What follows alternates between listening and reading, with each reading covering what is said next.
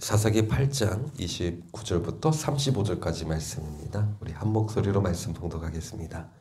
요아스의 아들 여루바알이 돌아가서 자기 집에 거주하였는데 기드온이 아내가 많음으로 그의 몸에서 낳은 아들이 70명이었고 세겜에 있는 그의 첩도 아들을 낳았으므로 그 이름을 아비멜렉이라 하였더라.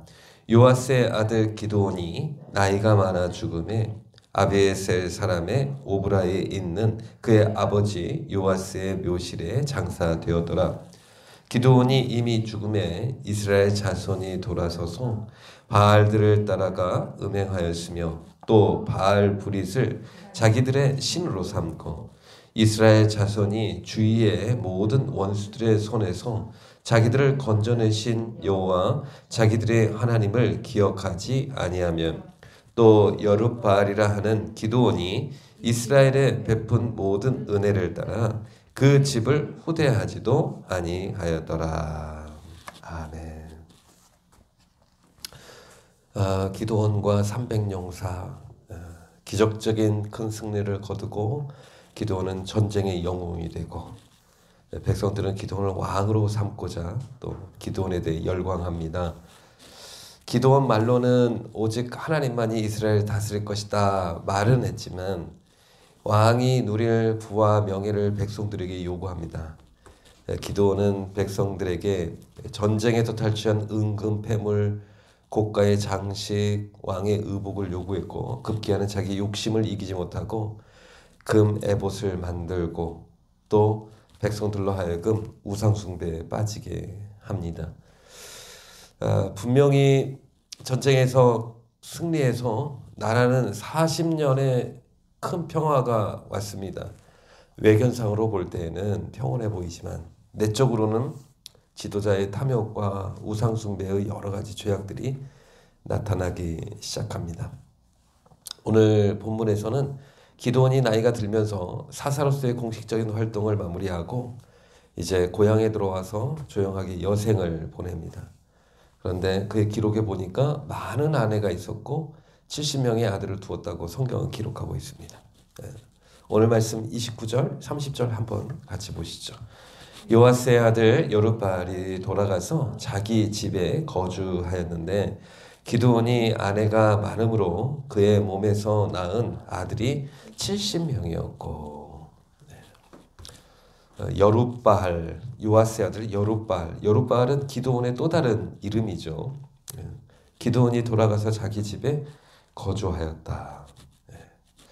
자기 고향집으로 돌아왔다는 거죠. 그런데 기드온이 아내가 많음으로 그 몸에서 낳은 아들이 70명이었고 많은 아내를 두었고 70명의 아들을 둘 정도로 이스라엘에서 사회적인 높은 위치 또 경제적으로 호화롭고 왕 같은 위치에 그것을 누렸던 것을 우리가 알 수 있습니다.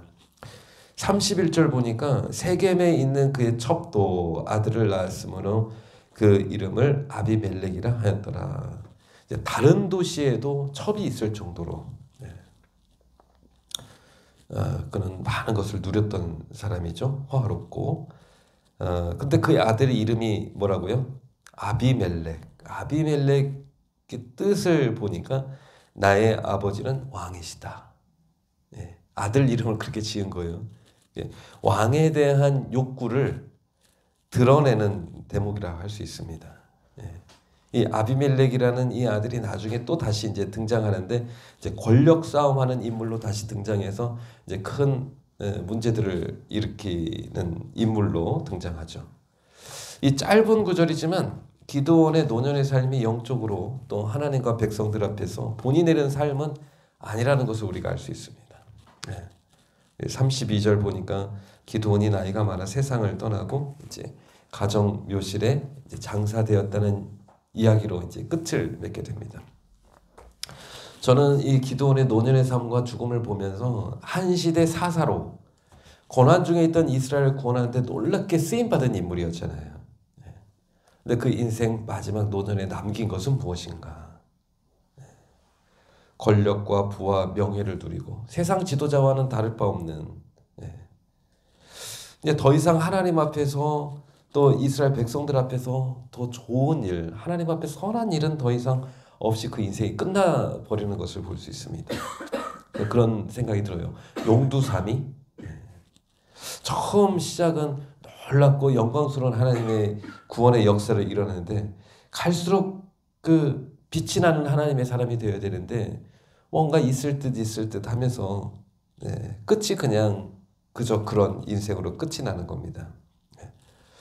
신앙생활을 하더라도 시간이 흐를수록 그 사람의 미래가 더욱더 더 기대되는 사람이 있는가 하면 세월이 흐르면 흐를수록 하나님과 멀어지는 사람이 있을 수 있겠죠.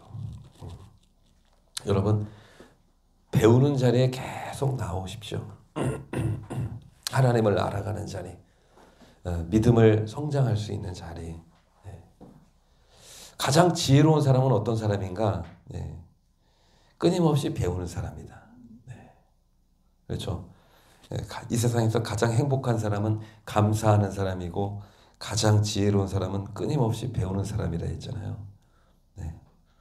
그래서 우리 인생에 하나님 앞에 더 좋고 선한 일들을 이루기 원한다면 배우는 자리 끊임없이 나오고 하나님의 은혜의 자리를 지켜나가고 새벽 이렇게 기도의 자리에 나오는 것이 우리 삶 속에 하나님이 이루실 또 다른 기대를 이루게 될 줄 믿습니다.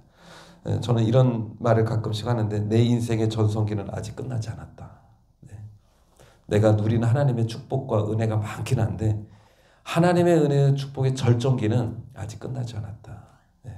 우리는 하나님의 놀라운 은혜의 큰 역사, 하나님 우리 기도하는 그 기도의 놀라운 응답의 역사는 아직 끝나지 않았다. 더 좋은 것들이 올 것이다. 내 인생에 더 좋은 것을 준비하시고 이렇게 세우시는 그 하나님을 바라보며 믿음 생활할 수 있는 저와 여러분 되기를 원합니다. 기드온의 죽음과 함께 이스라엘 백성들은 이제 그 믿음도 완전히 무너져 버립니다. 이제 다시 바알 숭배, 우상 숭배하는 것으로 다시 돌아갑니다. 33절 말씀입니다.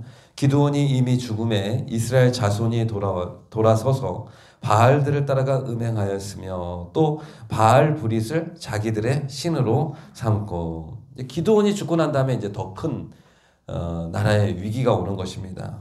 이스라엘 자손이 완전히 하나님께 돌아서서 바알을 따라가 음행했다. 영적으로 완전 타락한 모습을 얘기하죠.